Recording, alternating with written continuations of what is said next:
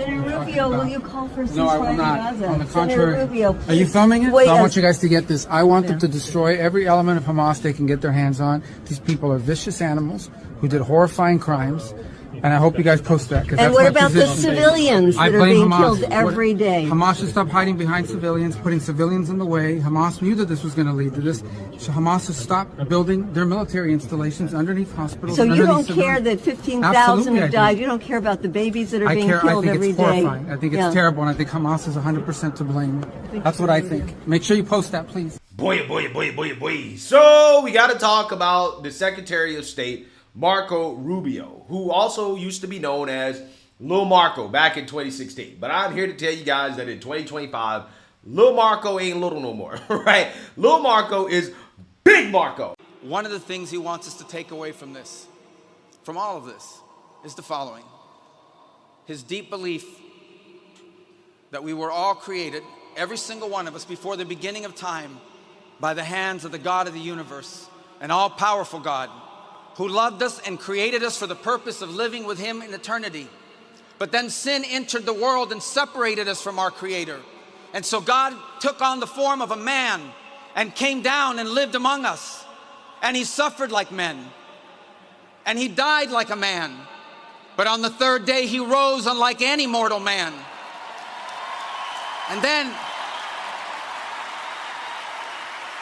And to prove any doubters wrong, he ate with his disciples so they could see, and they touched his wounds. He didn't rise as a ghost or as a spirit, but as flesh. And then he rose to the heaven, but he promised he would return, and he will. And when he returns, because he took on that death, because he carried that cross, we were freed from the sin that separated us from him. And when he returns, there will be a new heaven and a new earth, and we will all be together, and we are going to have a great reunion there again with Charlie and all the people we love. Thank you, and God bless you.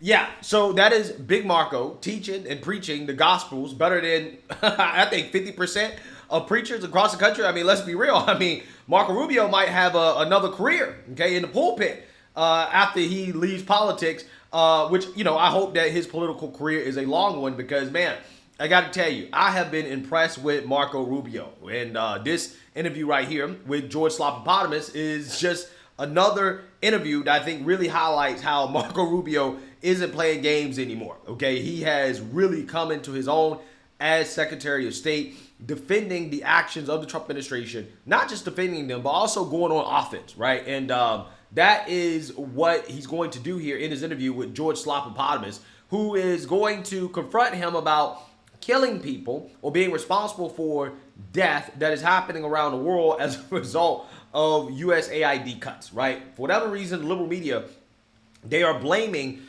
Trump for everybody that dies as a result of U.S. aid not getting to them, okay? Because we had to roll back on some of the aid that we were sending across the globe, right? Because, I mean, we can't even really take care of our own country, okay? We have people in our country that we need to take care of. We can't be taking care of the whole world. So, yeah, we pull back on it. We roll back on it. And a lot of that aid was going to Democrat NGOs, liberal nonprofits, and, you know, all types of corrupt organizations and entities.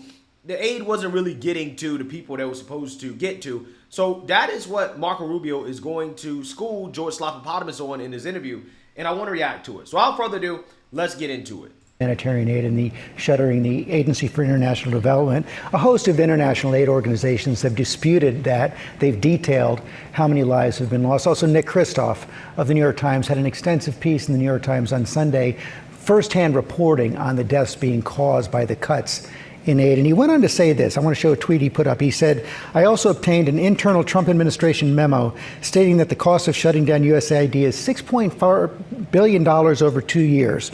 That sum could save more than 1 million children's lives. Instead, it is being spent to shut down programs that saves lives. How do you account for that? How do you respond? Well, that wasn't a memo. That was somebody who wrote an email giving their opinion internally. That is not an official document. That's someone who didn't agree with our decision. This is not about cutting aid. We're going to do aid. It does cost money to shut down AID, doesn't it? That's a fact. No, we didn't shut it down. We moved, well, a couple things. We shut down AID because it was a dysfunctional organization. We moved it under the State Department. Number two, we are going to do more foreign aid than any country in the world. We're going to do more than anyone in the world, again, this year. But we're going to do it the right way. We're going to do it holistically. We're going to do it as part of an integrated foreign policy. We are not going to fund an NGO industrial complex that built itself up, that was taking a substantial percentage of the money and not going directly to the recipients. It was going to these organizations that had multi-billion-dollar projects and budgets. We're not going to continue to do it that way. We are going to provide aid. We're providing aid now. We just rolled out our new initiative on health. It's going to be much more successful and much more effective. We're going to enter into direct compacts with the countries. We're going to empower our embassies and our ambassadors to direct which projects we fund and how much money countries are going to be receiving. So we are restructuring the way we do aid. It's going to be far more effective, and it's going to be integrated into our holistic foreign policy. That's all in the future. But are you standing by that comment? You're saying that no one has died? No, it's happening now. That's not in the future. No one has died now. Because of the aid cuts? Are all those aid organizations That's lying? ridiculous. Well, first of all, then they died because England didn't give enough money, or Canada didn't give more, or China did. Let's blame the other countries that don't do any foreign aid. Facts. I mean, how silly is it to say, well, see, you cut $6 billion, so therefore all of these kids are going to die. Well, are we the only country that can give $6 billion to whatever they want $6 billion for to save the lives of 1 million children or whatever? No, we're not the only country that has those resources. There are a lot of countries around the globe that have those resources. China has those resources. The UK has those resources. France, Germany. I mean, there are a lot of first world countries that can be providing that aid. Just because we decide that, hey, you know what, we want to cut back on aid, that doesn't make us responsible. The people who are responsible for taking care of all of these individuals in these other countries are the countries themselves, first and foremost, okay? Like, it is not our responsibility to take care of people in Zimbabwe. Okay, that's not our responsibility, or to make sure that they have AIDS medication and all that stuff. We are not the reason why Africa has an AIDS problem, right? That's not our problem, okay? We're not the reason why they have problems with other diseases. That's not on us, right? That's on them. That's on their own countries and their own mismanagement, especially considering how we've given billions of dollars in aid over decades, right? Decades, and they still got this issue, right? They're still dealing with these issues. So a lot of that is because of corruption. As Marco Rubio has pointed out, a lot of that money is not actually going to the people that need the money, right? Or it's not going to purchase things that it's supposed to purchase. A lot of it's going into the hands of these liberal, non-governmental organizations that are taking money off the top. They're siphoning money off the top. And let's be real. It's the same scam that works in the United States of America with these liberal nonprofits, in the sense that they go out here claiming that they're going to solve a problem. But see, here's the problem. Okay, the incentive structure is all wrong. If you give these liberal nonprofits money to solve a problem, and they actually solve the problem, then they don't get money anymore, right? Which is why the problem's never solved. Okay, California spent $25 billion to solve homelessness, right? To end homelessness, and homelessness got worse. It got worse, not better, but worse, right? It's almost as if the money spent given to these liberal nonprofits, they realized that, wait, hold on. If the problem gets worse, we'll get more money, right? It's almost as if they figured out that the incentive structure for this so-called aid for fighting homelessness, for fighting these diseases, is to actually make the problem worse, right? If the problem gets worse, if it never gets solved, then we will continue to get money endlessly. If we actually solve the problem, okay, if we actually, get homeless people off the street, then we don't get money anymore, right? We don't get money. And that's how it works internationally and domestically. So yeah, we have to reevaluate how we're handing out this money, why we're handing out the money, who we're handing out the money to, right? We have to reevaluate these partnerships, and that reevaluation, having to cut back on things, doesn't make us responsible for people dying. Because ultimately, it's not our responsibility in the first place to take care of everybody around the globe. We can't do that. We've taken care of a lot of people, okay? I paid a lot of money. We paid a lot of money as taxpayers. We paid a lot of money to the government. We've given a lot of money to the government for them to give to other people overseas. We've done our part, right? We've done our part thoroughly. At some point, these countries, they got to stand on their own 2 feet without the United States of America, okay? That's what has to happen.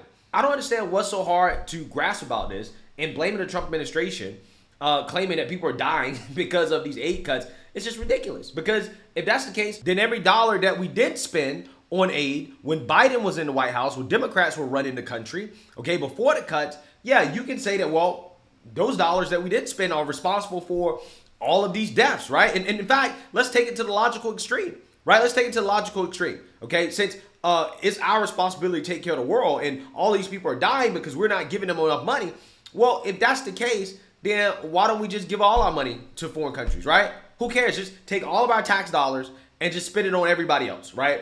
Why not? Because again, for every dollar that we don't spend, we're responsible for death, right? For somebody dying, for some kid dying in the middle of Africa, right? According to George Stephanopoulos and his logic. Now, clearly he would reject that, right? But again, that's the same logic that he's using right here to smear the Trump administration. Ultimately, again, it's not our responsibility to take care of everybody. It is the country's responsibility of the people that live in that country to take care of their own citizens. And if they can't do it without the United States of America, that's on them. That's not on us. About China. I mean, China's the second largest economy in the world. They don't give money to these projects. So you're no longer disputing that the aid cuts have cost people's lives. You're no longer disputing that. It didn't. I think anybody who tells you that somehow it's the United States, if we cut $1, somehow we're responsible for some horrific thing that's going on in the world is just not true. Beyond that, I would say that in some of these places that they cite, not going the reason why the aid didn't get there, someone's going to die. One of the reasons why some of these this logic, if taken to the extreme, you can literally say every dollar that Democrats did spend in aid, literally every dollar that the government doesn't spend in aid is responsible for killing somebody, right? But again, it was flipped around like that. Again, I'm sure he would reject it. I'm sure he would not agree with that kind of logic, the flawed logic that he's using right now. Places didn't get the aid is not because we cut the aid. It's because there's a war going on and the aid never got to the people. So in Sudan, for example, it's not just a humanitarian catastrophe, it's a war zone. Okay, the aid is stolen, the aid is impeded. In fact, they use aid as a tool against the people, and so blocking aid is a tool and an arm of war. So in some of these places, the reason why the aid isn't getting there is it can't be distributed. Look at Haiti. One of the reasons why aid can't be distributed in Haiti is you can send all the aid in the world you want. It gets hijacked and stolen by criminal gangs that control the country. Right. And so they're the ones to blame for whatever happening there, not us who provided more aid than anybody else. Let me just try one more time. Africa, are you standing by every part of the world? Are you standing by your contention that no one has died because the United States has cut aid? No. People have died because gangs steal the aid. People have died because the distributors of aid have not done well. Right. People have died because other countries haven't stepped up. Right. But the United States has saved more lives and continues to save more lives than any other country in the world. And we're going to continue to do it, but we're going to do it the right way and in a responsible way. We're not going to continue to pour billions of dollars out the door of American taxpayer funds for programs that don't work, and in some cases were flat out corrupt. Mr. Secretary, thanks for your time this morning. Wow. Wow. Yo, I love Big Marco. This new Marco Rubio is amazing. I can't lie to you. I can't lie to you. A JD Marco Rubio ticket would be amazing, right? Even if it's Marco JD, that would be amazing, okay? I can totally see Marco as president. I can totally see him as vice president one day. He has thoroughly impressed me as Secretary of State. I'm loving what he's doing. I'm loving the job he's doing. And most importantly, I'm loving that he's unapologetic about what he believes and what we're doing as a country, the policies that we're putting in place. And we need a lot more of that, right? We don't need people groveling, trying to apologize, trying to explain away stuff, trying to play defense. No. Play offense with these people, okay? Because again, the logic here from George Stephanopoulos is extremely flawed. And obviously, he is pushing propaganda on behalf of the liberal media and Democrats, trying to blame the deaths of some random kids in Africa on the Trump administration, when, again, that's not our responsibility. That's their responsibility. And other countries aren't stepping up and doing their part. And I think that George Stephanopoulos should probably take that up with Xi Jinping, right, and some of these other world leaders, okay, who give much less aid than we do. So let me know what you guys think. Make sure you like, comment, and subscribe. Most importantly, share a Black conservative perspective. Peace.